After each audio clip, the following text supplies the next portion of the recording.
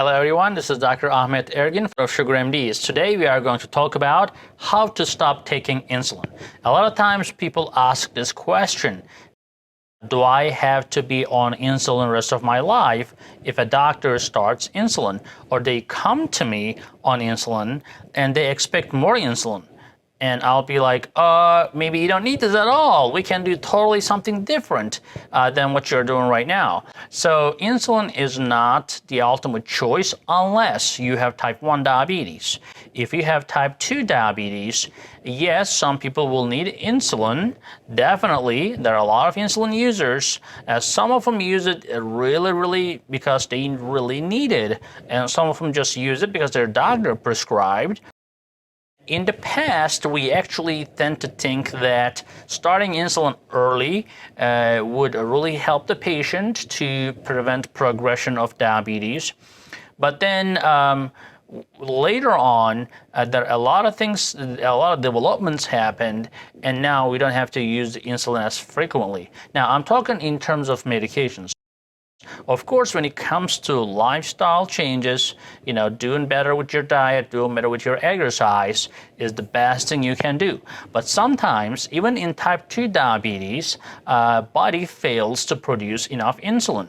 Again, the reason that people take insulin is all about supply and demand phenomenon. So if your body has a certain supply of insulin and you are requiring more insulin due to that insulin resistance, think like an inflation. If there's a high inflation in a country, you have to keep making more and more money, and sometimes you look like you're making more money, but you're becoming poorer and poorer.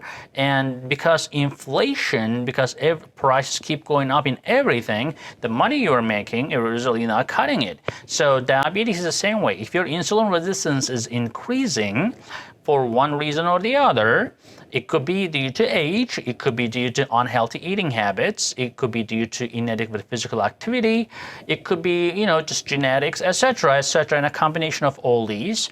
And then your insulin production in your body is also determined genetically. So not everybody comes to this world with the same IQ, not everybody comes to this world with the same height, not everybody comes to this world with the same lung capacity. The same way, not everybody comes to this world with the same insulin producing capacity. That pancreas is the organ that makes insulin, and it can only make so much insulin for any particular individual. Now, if the individual does not have enough insulin producing capacity to begin with, and if the insulin resistance develops early in life, then they're going to end up having diabetes early in life. Right? So if they have a lot of insulin production capacity genetically, even if they are insulin resistant or obese or unhealthy, etc., they will not get diabetes. So diabetes is not just a sugar disease, okay? So diabetes is a combination of both genetics and the environmental factors coming together. So I never tell patients like, hey, you're horrible, you eat horrible, you go fix your diet, I'm not going to see you until you fix your diet. No, we don't do that. People have their own lives, people have a lot of reasons. Some people cannot afford good medication, some people just don't have time for it. What we end up doing is we sit down and understand what their lifestyle is about, what are the challenges in their life, and what can we do better. But we cannot always say, okay, just cut the carbs and you cannot ever eat carbs and that's the only rule. It's just not feasible and not practical. So we try to do that as much as possible, as much as they can do, work as a team. We are not working against you guys. We always work with you to see what we can do.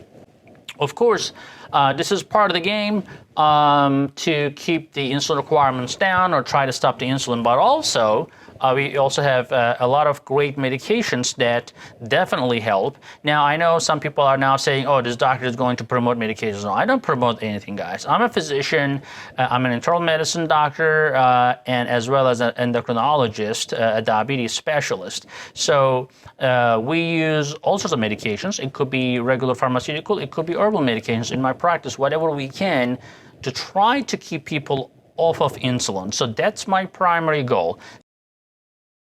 So why do I want to keep people off the insulin? First of all, insulin is not a bad drug, okay? So if you use it appropriately, a lot of type 1s, millions of type 1 diabetics use insulin perfectly and they never even gain weight because they know how to use it and they're perfectly fine with it. They learn how to use it and that's what they just take it as much as they need and they're fine. But it's pain, right? It's painful to keep doing insulin shots or using an insulin pump, having to do multiple finger sticks or using a CGM, having devices on your body. It's a lot of work for anybody. So that's why I want to make my patients' life easier. So for that purpose, I try to give them the most convenient medications if they need medications. So again, diabetes management is multifactorial. You know, diet and exercise is fundamental for type 2 diabetics. Monitoring is fundamental, but taking medications also is fundamental. So if your body is not making enough insulin, as we discussed, sometimes the diet and exercise that you do may not be just enough. They'll tell me, but patients will come and say, Doc, I've done everything you said. I cut down my carbs, you know, I'm exercising, my blood sugars are still high. What am I going to say? No, you're lying? No, of course not. Of course, you know, we have to trust each other. And I know that's the case. Sometimes your body does not make enough insulin. Like some patients will be pre-diabetic for a long time, and suddenly their A1C goes from 6% to, you know, 10, 12%.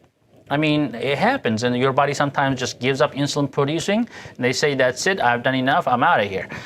So in that case, you know, we just have to do something medically to get things under control. Of course, we can debate which drug is better, side effects, benefits, risks. Now, everybody is different. What I try to use is medications that can help with weight loss, that can curb your appetite while controlling your diabetes. The reason I do that is if I'm telling you to go exercise and diet, and if you have no energy and you're constantly hungry, that's not really gonna work. You know, you're not gonna just listen to me because you like me. You know, you probably like food more than me anyways. So, just kidding, everybody likes food. But the thing is, if I give you a medication that can help you with your appetite, it can help you with your diabetes management and control, then of course you are going to do much better. There are medications, we call them GLP-1. So glucagon-like factor 1. So these hormones really are very important. They are the main drive. When you eat, they determine that there's food and they alert the pancreas to make insulin. So a lot of times, not that people cannot make insulin, it's just that they do not have that hormone that actually let the pancreas know that there is food in the body. So it's like a distorted communication or a lack of communication. So think like this, yes, you have a car, you know, your car is not starting. Doesn't mean that your whole engine failed. It may be just your battery. So you replace the battery starts the communication that you're trying to start your car, and your car starts. That doesn't mean that your engine was faulty. It's just a battery problem. So sometimes instead of changing the whole entire engine, which in this case giving insulin, like just giving what your body is supposed to produce, what we do is, okay, well, you know, this battery is a problem. In this case, you know, these hormones that let your body, that there is food in your system, so you need to make insulin. So instead of giving you insulin, we give you these GLP-1 hormones, and they really help. Now, what are these medications? There are a bunch of them out there. So there's Rybelsus, which is a pill, the most convenient GLP-1 right now in the market. The same thing comes in a once-a-week injection. So sometimes people will say, you know what, I want to do less medication. You know, I don't want to deal with pills. Just give me the injection once a week. And it's a tiny injection, really doesn't hurt anybody. And then, you know, a lot of people are happy with that because it's more convenient. And then there are some other weekly injections. There's Trulicity, there's Bydureon. You probably hear the commercials of this Trulicity, Ozempic all the time, everywhere. But I mean, they really work good. Ozempic versus Trulicity. Ozempic beats Trulicity when it comes to the efficacy and weight loss. Ozempic has twice more weight loss. Another one that was very popular until these weekly agents came along was Victoza. A lot of people were on Victoza, and they love it because it really keeps the weight off. It keeps the diabetes under control. So they have done studies, and what they were able to show that people who were thought to have making no insulin whatsoever in type 2 diabetes, and they were put on insulin before, they said, you know what, we're going to take them off insulin, we're going to put that GLP-1 hormone, in that case it was an Ozempic study. They put the Ozempic on board, and what they saw was people who were not making insulin before Ozempic, and Ozempic is not insulin as we discussed, it's a GLP-1 hormone, that's an intestinal hormone.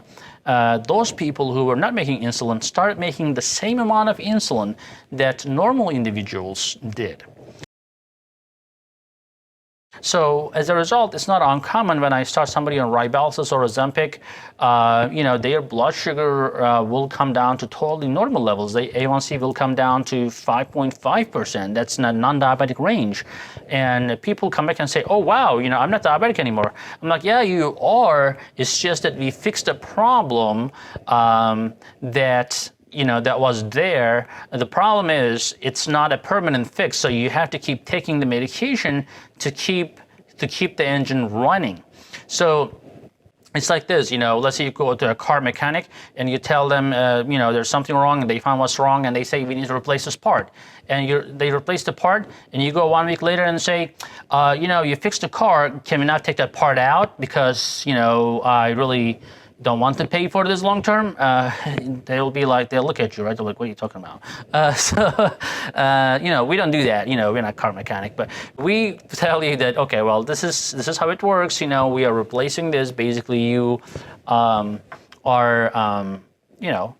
going to keep that medication to keep the mechanism working. These medications, the brand names, are expensive. And, there are ways to get this medication cheaper. It's not easy. Sometimes you have to make multiple phone calls. You have to make a bunch of faxes. Doctors at the back end, some of them work really hard. In our office, for prior authorizations, to try to find coupons, stuff like that, I have multiple staff members working at the back end. Patients don't even have an idea what's going on. They just go to the pharmacy and they think their medication is $10. Well, we really work hard to get that medication down to that price. But a lot of times, if you don't do that, or somebody else comes to my practice and they say, this Ozempic, they are making me pay $300, and then we find the research and we find a way, and they end up paying nothing sometimes, or they end up paying $25. So again, I'm not representing any company here. I'm just trying to tell you guys there are ways to get good medications at a reasonable price as well. If you use the right combination of medications, and GLP-1 is a one class, we also use SGLT2 inhibitors, which are also good, that help keep you off the insulin. So there are a lot of medications nowadays that we use instead of insulin. People are also concerned about the side effects of a lot of medications, right? And I totally agree with that.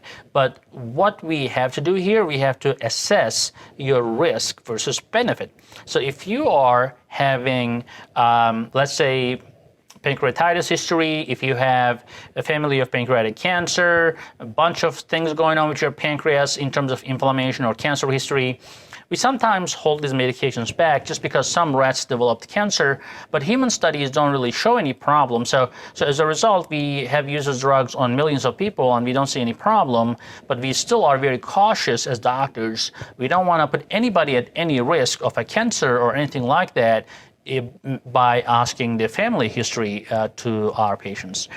So we are trying to select the right patient for the right medication. If your physician is just throwing out medications on you without really understanding what's going on, your history, etc., that may be a problem. And then, of course, there are some medications who will increase your urinary tract infections, such as Jardiance or Farxiga, etc. So if you're getting fungal infections and urinary tract infections already, and your physician starts that, and it's just going to make things worse. And then as long as you know what the side effects are and what to do about them, should you stop the medication? Should you change the dose? Should you consider an alternative? Should you take some other measures to reduce the side effects? A lot of things can be done. It's just about the communication with your doctor, being part of the team. So again, remember, your doctors and your educators, your coaches are not working against you. They are working with you as a partner, as a team, to get your health better. So remember that trust is very important between you and your team, your diabetes management team. So as long as you work together, you understand what's going on, and you should question as well what your doctor is doing and why they are doing and how they are doing it, etc., etc. Insulin is not your fate. You can come off the insulin. You can definitely go without it. Not everybody. Sometimes, like some people will take 4 injections a day. We will be able to bring them down to 1 injection a day. Sometimes you're going to be able to take them totally off. It just totally depends on the individual. Totally depends on what we can get for this patient from their insurance, what they can do with their lifestyle, how much they are willing to work with us, etc., etc. But as I said, I would say more than 50% of patients, or even more, are on insulin, and they don't have to be. As a physician, I practice in Florida and New York, guys. If you are interested in being part of our team, you can definitely text us or email us or call us, and you can find our numbers right here, and definitely we are going to be happy to help you. For the next video, see you later.